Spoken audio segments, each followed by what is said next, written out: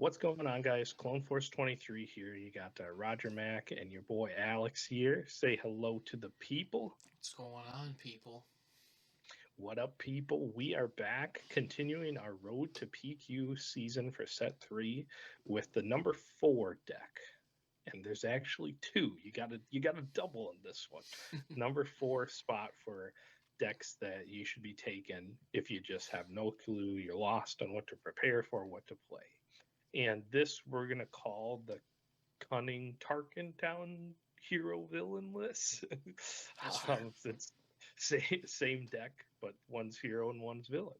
Should know about it. But if you like the video, feel free to drop a like, comment, subscribe if you can. It greatly help us out. But without further ado, let's get into the hero side.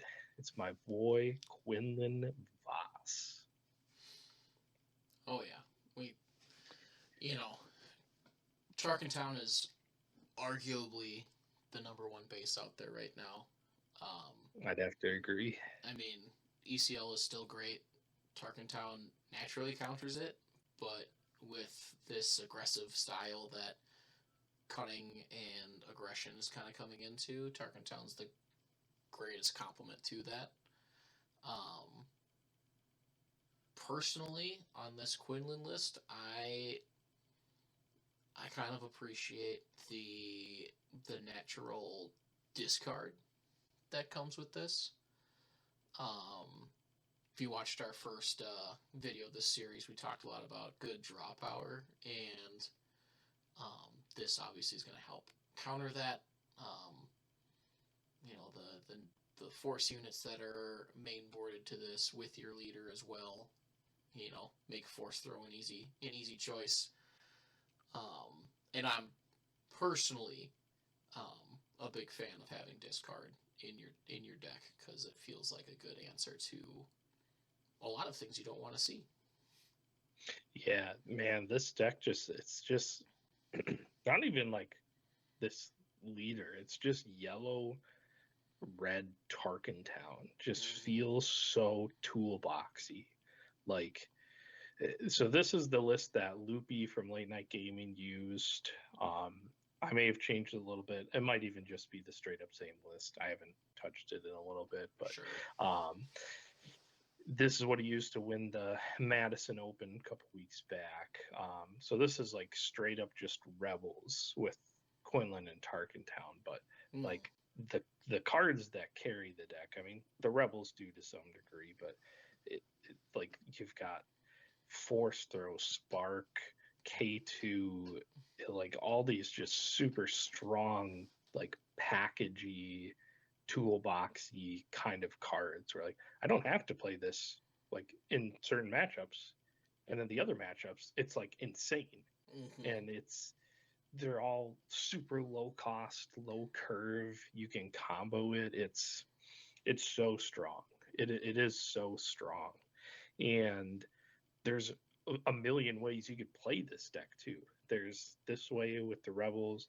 There's another way that's just straight up kind of good stuff in yellow red hero, with like L3 and Grogu as your turn one plays, and just mixing up a couple other units and events and stuff like that. But man, it feels strong for sure. Oh yeah. I mean, a very aggressive presence with your your highest cost being Plo Koon, which is fantastic by all means. But this seems like it has that very natural ability to be aggressive, but also like manage a whole lot at the right time with the sparks and with the force throws, and K2 you get that flexibility to either press the advantage with more damage, or if you're gonna have to, you can use the discard as well to just kind of throw things off if you're feeling like this is gonna take longer. Yeah, for sure. It's super interesting specifically to the hero side of this, where if you said the colors red, yellow, heroism, aggro, rebels, Mm-hmm. who would have come to mind in the first two sets? Sabine, right? Yeah. And she was, I mean, in set one, that was actually a little bit more dominant than the green version of Sabine, was the yellow version. But now in this third set, it's almost like Quinlan Voss is like the better pick over her finally, because yellow doesn't have that huge tempo play with energy conversion lab. And so you're kind of just playing a real fair aggro game, which is pretty interruptible on your Sabine flip. But Quinlan Voss presents like this whole other side of it where, okay, you don't get something on the 4 resource turn, but you get a possible turn 1 Target Town play with his ability, as well as other pings throughout the game. And then on your 5 resource turn, you get a 3/7 force user, which turns on a bunch more stuff for your deck. Yeah, I mean, that's a lot of opportunities there. If Quinlan stays out long enough and you keep playing those units, you're going to just keep pinging down a lot, because more than likely they're either going to have a single removal for that turn, or they're going to try to play multiple units to try and catch up to you, which is going to feel like a great matchup for anyone playing this deck. Yeah, for sure. I don't know what changes there's been made to the deck. The Rebel version has kind of, I guess, the problem, you could call it, that the Rebel version has always had, which is you don't want to play a lot of non-hero cards in the deck. Mm-hmm. The only card that I'm like, oh my gosh, I just feel like I have to play in yellow-red hero, or I guess just yellow-red in general, is the Hotshot Blaster. I mean, that card's like probably one of the best cards in set 2. It might be the best one. That card's crazy. But yeah, I mean, results speak for themselves. I've run into this a bunch of times testing. I've used it a bunch of times. Some games you just feel like you're doing like the most random things and they're working. You know, you talked about the discard package, and you have Lothal and Surgeon to like also have a minor like discard effect, right? Yeah. Like, somehow this card is still relevant. And then some games you're just playing like Rebel aggro, and it just works. It just works for you. Yeah, I mean, even just a turn 1 Lothal is fine, because it's 3/2, and you're just pressing advantage. You might be pinging to Tarkin Town. It's a great time. Yeah, to your point, Tarkin Town, man, it's just, I think it is like number one. Like its utility is it's just a straight up counter to ECL. It's a counter to the second best space. Mm-hmm. But now with decks like this, and then with the second one we're going to talk about on this list, it just adds this whole other advantage where, okay, I'm going to start the game with a unit and you don't get a unit. All right, sounds good. Yeah, it's just that simple. It's letting you press that advantage early. You're already feeling like you're playing catch up turn 2, going against someone who pulls that off, and that just, you get your other turns to just press that advantage the entire time. Yeah. So. Yeah. But if you're not a fan of heroes, we do have the villainy version here, which is Cad. Cad Bane, my other boy. Yeah. My boy. So there's obviously some distinct changes in here, but there's some huge explosive opportunity in here. The first thing that comes to mind is obviously the leader change. You get that underworld ping no matter what, so that turn 1 Tarkin Town's going to be a lot more consistent. You get more of that, you get more of those pings because you don't have to, you don't have to match the cost early on, so you're still just always pinging down. And then there's there's the 2 of them, which I was like super high on at like when it was first revealed for set 3. it really hasn't seen a whole lot of love or a lot of play outside of, honestly, this in the competitive Yeah. sphere. This is like the deck that I feel like it was like made for. It feels so crazy in this deck, and I don't know why. I like other decks can do exactly what this deck is doing. Eh, I mean, you can make a Quinlan Voss build off of this, but I just think the 5 drops in Underworld are just so crazy. Yeah. You know, you compare Bosk to like Plo Koon. That's your comparison for the hero side of it. Well, Bosk is a 4/5 ambush. Plo Koon is a 3/6 ambush because you're not going to have 3 units on turn 2, especially if you're playing 2 of them. It's not even possible. Yeah. So you're going to have a 3/6 ambush. Okay. But Bosk also just activates pings on top of your Cad Bane ping. And the 4 power is like super relevant compared to the 3 power because the 4 power can take out 1/4 units, and God forbid they have like a 0/5 or something. There's a Grogu. Then you pair it with the Cad Bane ping. So like Bosk enables you to take out, I think, like any turn 1 play in the game. I don't even know if there's one that can survive him. No. And then we don't got to talk about like the craziest card duo of all time, which is Zuckuss and Forlom. Yeah, I mean, I can't, even if you just have to play the Zuckuss turn 2 with the 2 of them, it's like, okay, well, great. Now me as the player against this has to deal with that, and God, I hope I don't see Forlom the next turn, because for 4, Right. I'm ambushed. That person, he's ambushing for 5, 6 if he wants to, because Cad Bane pings, and then now Zuckuss is attacking for 7 with Saboteur. Yeah. Oh, like I said, I think that is what makes it like this is the now there are 2 of them deck. It's the Underworld package, because in the game currently, I think there's 3 units that cost 5 that are 6/6. It's Zuckuss, Ho, which there's no resistance traits for like a 2-drop, so he's not even possible to hit off of it. And then the Anakin from the structure decks. Now Anakin is very good. I'm definitely not sleeping on that card, but Anakin doesn't then enable a whole other card in your deck and give it a +1/+1 in Saboteur. Like, yeah, Zuckuss is the best card to hit off of now. There are 2 of them. Oh, absolutely. I mean, it's crazy. I mean, outside of a hard control option, you're not really dealing with that. And even then, who knows? Because it's just tough in this situation. And you've got there's plenty of great turn 1 underworlds to make that happen.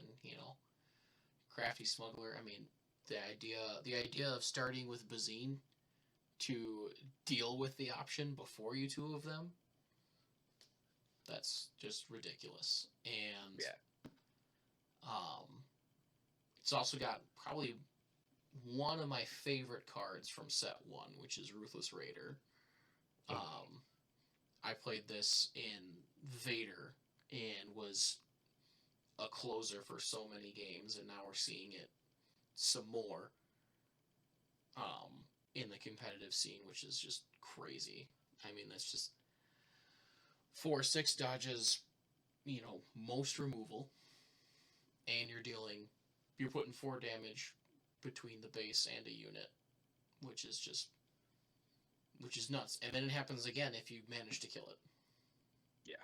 So it's just the amount of interactions that this deck can do is just crazy. It's like, how do you prepare for like everything they can do every turn? Like they can ambush in a Cloud Rider, kill something, and then trigger Cat ability, and then Tarkentown that unit, or they can play McClunky when Bosk is on the field and deal 3 to something and then deal 2 to something. Like you can Ruthless Raider, and then you can sneak attack a Ruthless Raider. Oh And gosh, deal a punch and 8 damage in 1 turn to the base if it goes unanswered. And then Vosk being a 2/8 with raid 2 on 6 is like, how do you deal with that outside of like Wrecker? Yeah, I mean, Cad comes out and he's just more damage. He's just more. Yeah, he's just chipping. He's just chipping in at that point. And yeah, and going in for 4 on 6 with a deck like this is probably pretty close to closing out, which is insane. Yeah, for sure. Yeah, and then the Jabba too is just like, you throw a Jabba, get one of your utility pieces, one of your tricks, and then you throw a hot shot blaster on him, and then he's a 4/8. Same thing. It's like, the super hard to remove. He's just chipping away.